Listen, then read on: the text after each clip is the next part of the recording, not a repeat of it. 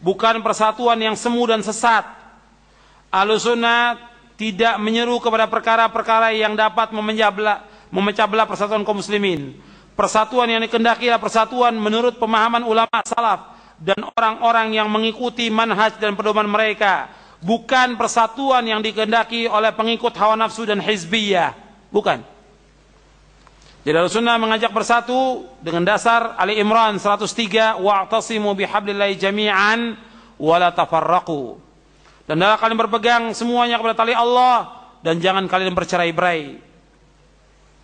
Allah berfirman dalam surah Ali Imran ayat 105, "Wala takunu kalladzina tafarraqu wa ikhtalafu min ba'di ma ja'ahumul bayyinat wa ulaika lahum 'adzabun 'adzim." Dan janganlah kamu menyerupai orang-orang yang bercerai-berai dan berselisih sesudah datang keterangan yang jelas kepada mereka. Mereka itulah orang-orang yang mendapat siksa yang berat. Allah berfirman dalam surah Ar-Rum ayat 31-32, "Wala takunu minal musyrikin minal ladzina farraqu dinahum wa kanu syi'a kullu hizbin bima ladaihim farihun." Jangan kamu termasuk orang-orang yang mempersekutukan Allah, yaitu orang-orang yang memecah belah agama mereka, dan mereka menjadi beberapa golongan.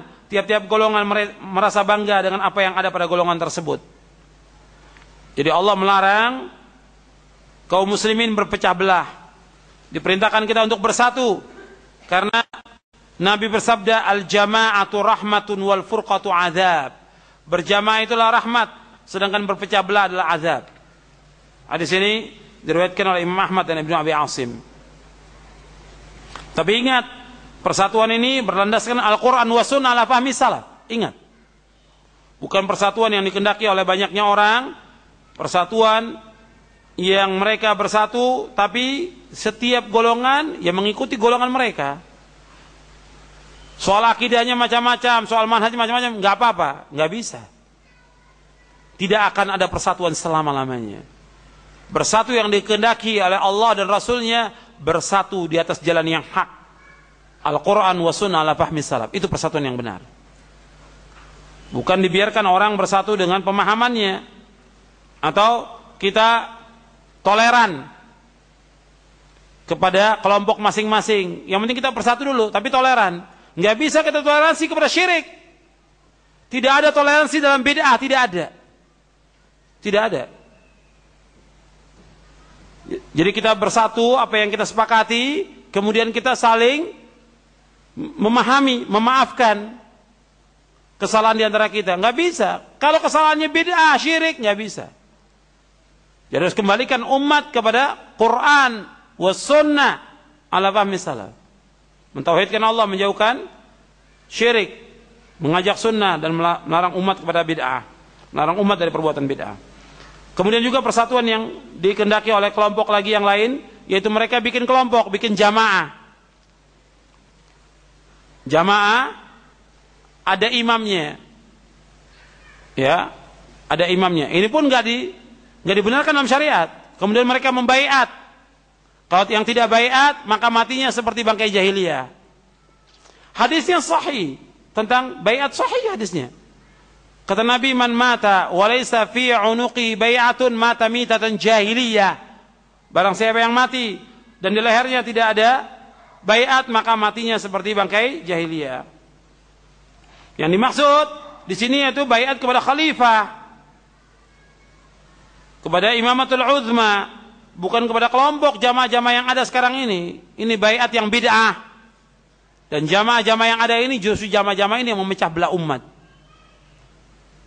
Di dalam ajaran Ahlussunnah wal Jamaah, kita membaiat kepada khalifah, kepada imamatul uzma, bukan kepada kelompok. Dan di kita nggak ada orang mengatakan, bagaimana salaf imamnya siapa? Imamnya Rasulullah. Kalau orang tanya, salaf itu imamnya Rasulullah. Jadi mereka ingin bahwa salaf ini ada jamaah seperti yang lainnya. Bikin siapa imamnya? Siapa yang dibaiat? Enggak ada. Dan tidak diajarkan oleh Rasulullah demikian. Baiatnya kepada ulil amri, kepada khalifah baiatnya, bukan kepada kelompok. Enggak ada sepanjang sejarah dibaiatnya Imam Ahmad oleh muridnya yang puluhan ribu muridnya, enggak ada. Syekhul Islam dibaiat, enggak pernah ada. Atau Syekh Albani, Syekh bin Bas dibaiat, tidak ada. Baiat itu kepada siapa? Kepada ulil amri, pada khalifah, bukan kepada jamaah-jamaah yang ada sekarang ini. Kemudian yang terakhir, yang ke-8, bahwa Ahlussunnah wal Jamaah mengajak umat ini kepada akhlak yang mulia.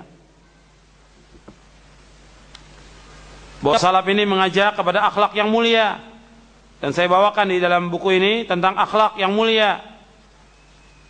Dan bagaimana akhlak salaf.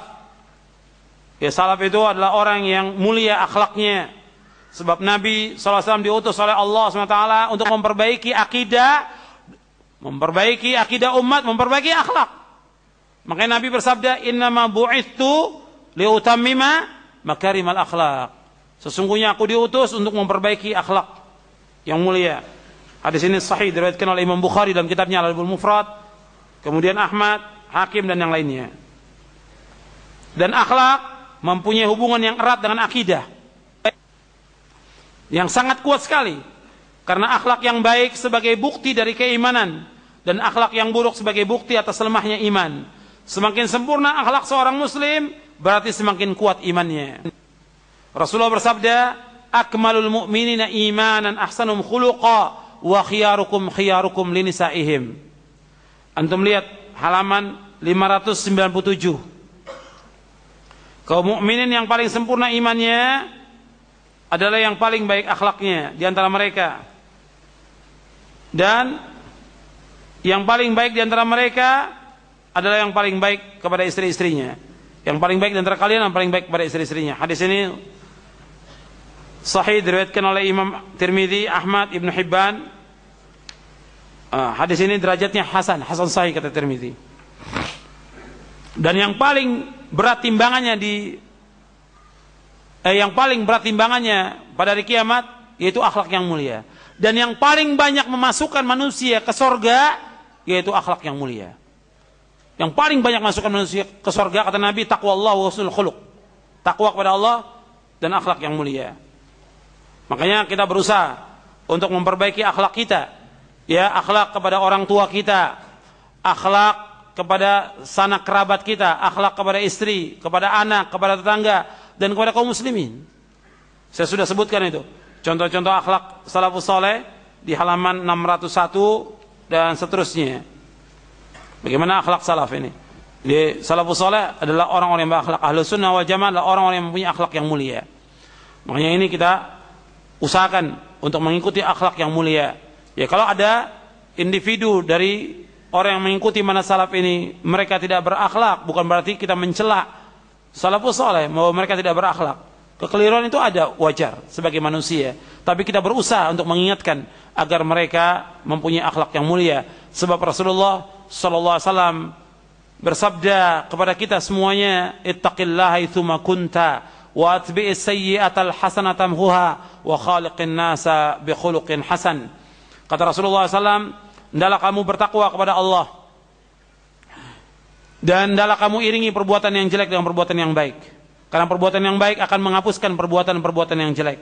Dan bergaulah kepada manusia dengan akhlak yang mulia. Tunjukkan akhlak yang mulia.